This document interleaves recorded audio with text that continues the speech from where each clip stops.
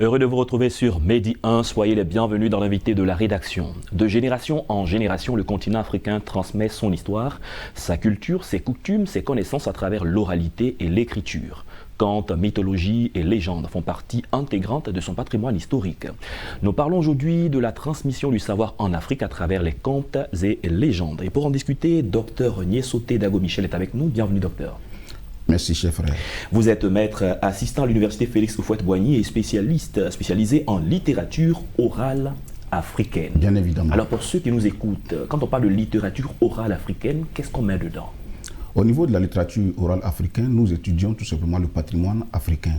Et nous exploitons tout ce qui est genre oraux traditionnels dans la littérature orale africaine. D'accord, et nombre de ces genres oraux, le conte, les légendes. Bien évidemment, le conte, la légende, le proverbe, l'apophthegme, le dicton, l'adage, l'épopée, le mythe, tout ça constitue donc les différents genres oraux traditionnels. Et toutes ces choses sont très intéressantes, cependant on n'aura pas assez de temps pour toucher ces éléments les uns après les autres. On pourra parler par exemple du conte et de la légende. De façon simple, le conte et la légende, qu'est-ce que c'est et qu'est-ce qui les différencie? De façon simple, le conte, c'est d'abord une pure fiction.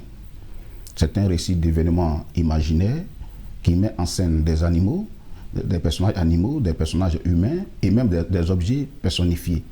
À côté de la légende, si vous voulez, que la légende, c'est un récit de vie d'un peuple.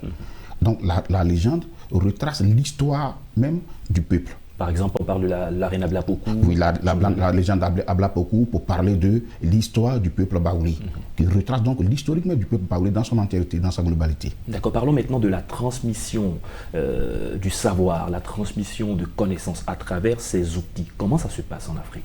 Au niveau de la transmission, c'est tout simplement par voie orale. C'est pourquoi on parle d'ailleurs de l'oralité.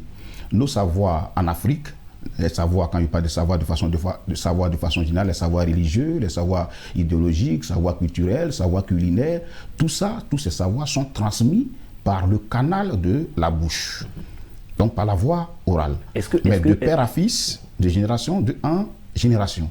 Est-ce que c'est un défaut pour l'Afrique de ne transmettre que tout son savoir que par la voie orale? On a parfois dit que l'Afrique n'a pas d'histoire écrite. Qu'est-ce que vous en dites? On ne peut pas dire que l'Afrique n'a pas d'histoire écrite, étant donné que l'écriture est née en Afrique. Oui. Et seulement l'écriture n'a pas été massifiée en Afrique. Ce n'était pas une écriture de masse.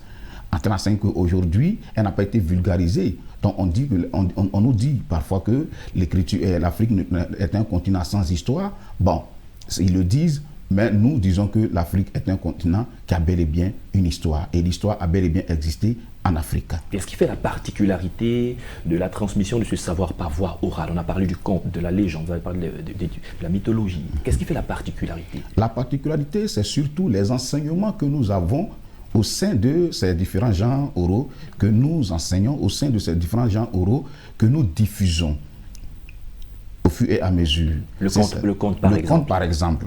Lorsque nous prenons d'abord les personnages qui sont mis en scène, que ce soit les personnages humains comme les personnages animaux, les rôles qui sont dévolus à ces personnages nous permettent bien évidemment, tout simplement, de le savoir-vivre. Et puis, au-delà même du savoir-vivre, nous permet également d'acquérir des connaissances. Est-ce qu'il y a toujours une moralité à la fin de... Oui, bien évidemment, il y a une moralité à la fin, parce que il faut dire qu'au niveau du conte, la moralité, elle existe bel et bien, parce que nous enseignons à travers le conte.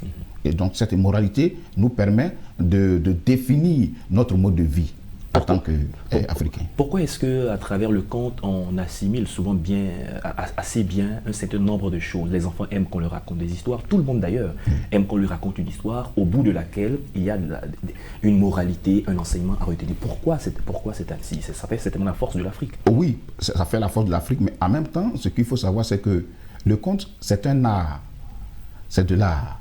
Mais c'est un art, si vous voulez, c'est un art de scène. On nous fait voyager. On nous fait voyager, un art de scène. Donc, le conteur, quand il est en train de donner un proverbe, un conte, voilà, il y a la gestuelle, il y a la mimique, il y a les mots. C'est tout ça qui participe à la beauté de la chose. Et c'est tout ça qui motive les enfants, c'est tout ça qui captive les enfants. pendant qu'on raconte un conte, on raconte une légende, il y a beaucoup de choses qui se font autour. Il y a des chants, il y a des danses, mais Oui. parfois c'est tard dans la nuit. Pourquoi ces éléments? Oui, parce que c'est le conte inclut, si vous voulez, tous ces genres. Vous pouvez avoir un conte dans lequel il y a des chansons, un conte dans lequel il y a, comme on appelle une légende même, un conte également qui, si vous voulez, donne même l'origine d'un peuple. Alors que partout il est question d'origine déjà, de comment un peuple est venu à l'existence, nous sommes désormais dans le mythe. Donc vous convenez avec moi que c'est un cloisonnement de genres que nous avons au sein du conte. Donc le conte est un art complet. Avec l'évolution du temps aujourd'hui, qu'est-ce qui reste de toutes ces valeurs africaines? Parce que de plus en plus, il y a peu de contes, il y a des programmes de télévision qui mettaient en avant le conte, on ne le voit pratiquement plus. Les jeunes ne vont pratiquement plus au village pour écouter, pour apprendre. Qu'est-ce qui nous reste? Ah oui, mais ce qu'il faut faire, c'est qu'il faut faire la promotion. Il faut faire la promotion de ces gens pour que ensemble, nous puissions découvrir les différents enjeux auxquels sont appelés ces différents genres. Parce que les enjeux sont énormes. Enjeux idéologiques, enjeux culturels, enjeux philosophiques. Et tous ces enjeux doivent aujourd'hui permettre à nous, Africains, de promouvoir ces genres, de sorte qu'on puisse les faire découvrir aux jeunes générations. Voilà. Il y a beaucoup de personnes qui ont fait de hautes études, de grandes études à travers le monde. Pourrait-on faire une différence entre une personne qui a fait cette école à l'africaine, qui a été imprégnée, qui a été bercée par les contes et les légendes, dans le fin fond donc de l'Afrique, et qui a complété sa formation avec l'école classique? Peut-on faire une différence entre ces deux types de personnes? Bon, une différence pour dire, au niveau de, comment on appelle, de l'acquisition même des valeurs. Étant donné que ces gens, depuis la base, enseignent déjà les valeurs sociales, donc les valeurs cardinales, déjà sur cette base, pour celui qui a fait l'école africaine, plus ou moins, il est outillé à ces valeurs et il sait déjà quelle attitude il faut tenir. Et quand on est avec autrui, mais quand on est avec, comment on appelle, on est dans une assemblée, comment il faut se tenir à partir des valeurs qui sont enseignées par ces différents gens. Je pense que c'est déjà, comment on appelle, un acquis pour ce dernier qui a fait l'école africaine. Tout à l'heure, vous avez parlé de la promotion de tous ces gens, la promotion de toutes ces valeurs. Vous êtes enseignant à l'université, vous avez en face de vous des étudiants qui étudient parce qu'ils sont inscrits dans telle ou telle faculté. Mais comment faire en sorte de pouvoir promouvoir pour que les personnes qui ne sont pas directement touchées? Alors, pour promouvoir, on a quand même plusieurs défis auxquels nous sommes confrontés. Et ces défis, pour pouvoir les relever, il faut d'abord procéder à la collecte d'abord. Ces différents genres sont énormes, c'est vrai, mais il faut pouvoir les collecter. Donc, aller sur le terrain, collecter donc toutes les informations en rapport avec ces différents genres. Lorsqu'on aura fini cette étape de la collecte des données, il faut pouvoir procéder à la transcription. Il faut pouvoir les transcrire. Parce qu'en Afrique, nos langues sont des langues à ton.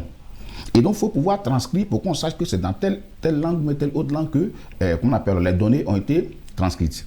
Après donc la transcription, il faut pouvoir procéder à la conservation. C'est ça. Il faut pouvoir conserver ces données, de sorte à les faire connaître aux générations futures. Et après même la conservation, qu'est-ce qu'il faut faire?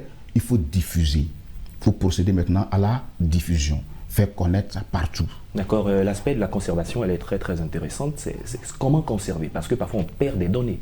Ah oui, mais pour conserver, aujourd'hui, à travers les livres, on peut conserver.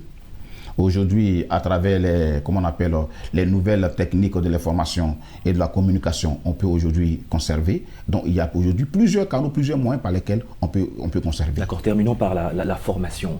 Aujourd'hui, beaucoup de personnes se spécialisent en tant que conteurs, en tant que slameurs, et utilisent beaucoup de valeurs africaines. Qu'est-ce qu'il faut comme formation pour qu'effectivement on ressente ce qui est, enfin, pour le dire simplement, ce qui est bien, qui vient de l'Afrique? Parfois, bien des fois, on a l'impression que telle ou telle personne a du talent, sans formation parfois.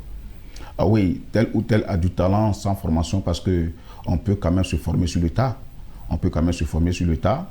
Et puis, on peut être également bon orateur. Comme on dit, il y a un proverbe qui dit que, pour ne pas oublier, un proverbe celui qui sait parler, par exemple, il n'est pas pauvre. Et donc, tout s'apprend. Dans la vie, tout s'apprend. Et maintenant, pour celui qui voudrait se spécialiser dans, comme vous l'avez dit, bon, ça va dépendre de la spécialité qu'il voudrait faire. Dans la mesure où à l'université, nous avons quand même des départements des arts. Et au département des arts, voici un lieu qui est habilité à former pour celui qui voudrait demain être slammer, pour celui qui voudrait demain être blogueur, pour celui qui voudrait demain être, comment on appelle, metteur en scène et tout ça. À côté de ce département, on a un département de communication. Et donc, l'université, il y a quand même des lieux de formation pour celui qui voudrait s'orienter selon ce qu'il voudrait faire. Docteur Onyesotey, merci d'avoir accepté de répondre à nos questions. Nous sommes à la fin de cette émission autour de la question de la transmission du savoir à travers les contes et légendes. Merci d'être passé sur notre plateau. C'est moi qui vous remercie. C'est la fin de cette émission. Merci à tous de l'avoir suivi. Bonne suite de nos programmes sur Medi 1.